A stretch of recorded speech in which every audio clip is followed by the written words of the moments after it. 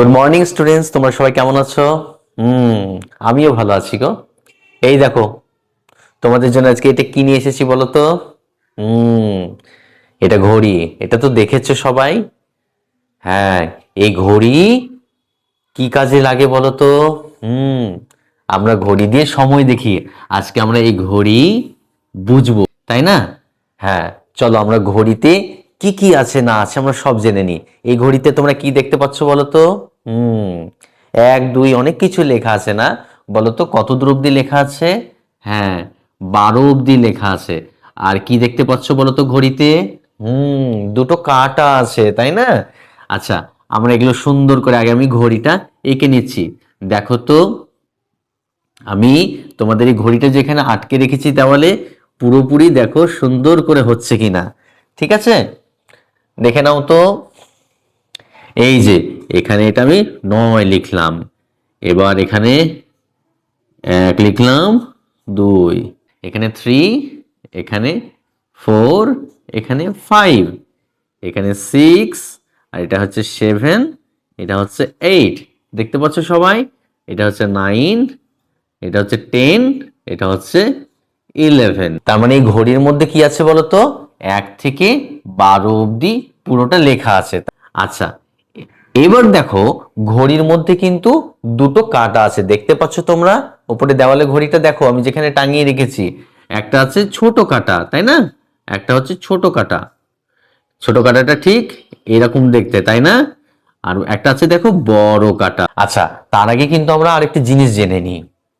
এই যে প্রত্যেকটা ঘড়ির পেছনে দেখো সুন্দর সুন্দর করে এরকম করে 4খানা করে দাগ টানা আছে। 1 2 3 4, এরকম করে দেখো সবগুলো দাগ টানা আছে। এই যে এখানে 1 2 3 4, এখানে দাগ 1 2 3 4, এখানে একটা দাগ 1 2 3 4। আমরা এবার এইভাবে ঘড়ি আঁকতে পারবো সবাই? তোমরা সবাই আমার এটা বুঝে নেওয়ার পর, আমরা সবাই ঘড়ি শিখে নেওয়ার পর সবাই মিলে একটু কিন্তু ঘড়ি আঁকবে কিন্তু। হ্যাঁ, আমি দেখবো তোমরা কেমন পারছো। হ্যাঁ, এই যে আমি 4টে করে দাগ টেনে নিলাম, ঠিক আছে? হ্যাঁ, দেখে নাও। এই যে পেছনে সবার আমি একটা করে দাগ টেনে নিয়েছি। এবার এই দাগগুলো জানো মোট কতটা দাগ হলো? এই 1 2 3 4 5 এরকম করে গুনতে গুনতে জানো এটা 60খানা দাগ হবে। কটা বলো তো? 60খানা। কি করে শিখবো জানো? আমরা তো কটা, একটা দুটো তিনটে চারটে পাঁচটা, প্রত্যেকটাতে দেখো 5টা করে এগিয়েছে। হ্যাঁ, আমরা তো 5-এর ঘরে নামটা জানি, জানি না? বলো তো 5 কে কত হয়? 5 হয়, তাই না? 5 হয়। আর 5 2 গুণি 10, 3 5-এ 15, 4 5-এ 20, 5 5-এ 25, 5 6 30, 5 7-এ 35, 5 8-এ 40, 5 9 45, 5 10-এ 50, 5 11 55, 5 12 60।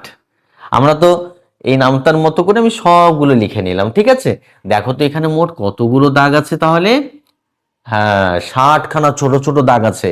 আর ভেতরে কতটা কি লেখা আছে? 1 2 3 4 5 6 7 8 9 10 11 12, 1 2 3 4 5 6 7 8 9 10 11 12। তার মানে এখানে দুটো কাঁটা আছে। এবার দেখো, ছোট কাঁটাটা ভেতরটাকে দেখবে, ঠিক আছে? আর এই বড় কাঁটাটা এই দাগগুলোকে গুনবে, ঠিক আছে? দেখো তো, এই কাঁটাটা কোন দিকে গেছে বলো তো? এই 10টার দিকে আছে, তাই না? তাহলে এখন কি 10টা। আচ্ছা, এই ছোট কাঁটাটা এবার 10-এর দিকে আছে।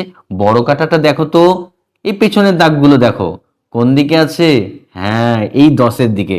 তাহলে এখন ঘড়িতে কটা বাজলো জানো? 10টা বেজে 10 মিনিট।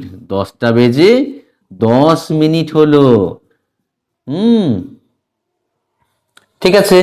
আচ্ছা, আবার আমি একটা নতুন ভাবে একটা দেখাচ্ছি। ধরো এটাকে মিটিয়ে দিলাম। মিটিয়ে দেওয়ার পর এখানে মাঝখান দিয়ে এখানে একটা ছোট দাগ আর এইখানে একটা বড় কাঁটাটা চলে আসলো। বলো তো ছোট কাঁটাটা কার দিকে আছে? 8-এর দিকে। তাহলে এখন বসছে 8টা বেজে, ঠিক আছে, 8টা বেজে। আর বড় কাঁটাটা দেখো তো, পেছনের দাগটাকে দেখবে, বড় কাঁটাটা পেছনের দাগটাকে দেখবো, আর ছোট কাঁটাটা সামনের এই সংখ্যাগুলোকে গুনবো, ঠিক আছে। তাহলে পেছনের কাঁটাতে এখানে কোথায় আছে বলো তো? 20-র ঘরে, কারণ 4-এর ঘরে আছে, মানে 4-5-এ 20। তার মানে এখন বাজলো 8টা বেজে 20 মিনিট। বুঝতে পেরেছো? 8টা বেজে 20 মিনিট। এইভাবে আমরা যখন স্কুল আসি তখন কটার সময় স্কুল আসি? 10টার সময় স্কুল আসি। দেখো তো এখানে সবাই মিলে, আমি একটু কাঁটাগুলো পাল্টে দিচ্ছি। ছোট কাঁটাটা চলে গেল 3-এর দিকে, বড় কাঁটাটা চলে আসলো 8-এর দিকে।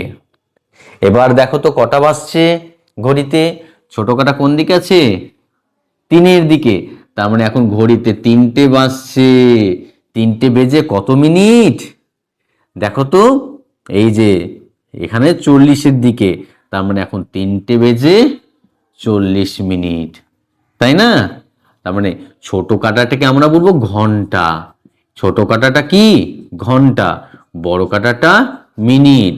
তার মানে এটা 3 ঘন্টা 40 মিনিট, অর্থাৎ 3টে বেজে 40 মিনিট বাজছে। আর এটা 10টা 10, এটা হচ্ছে 8টা বেজে 20 মিনিট। আমরা আশা করি বুঝতে পেরেছি।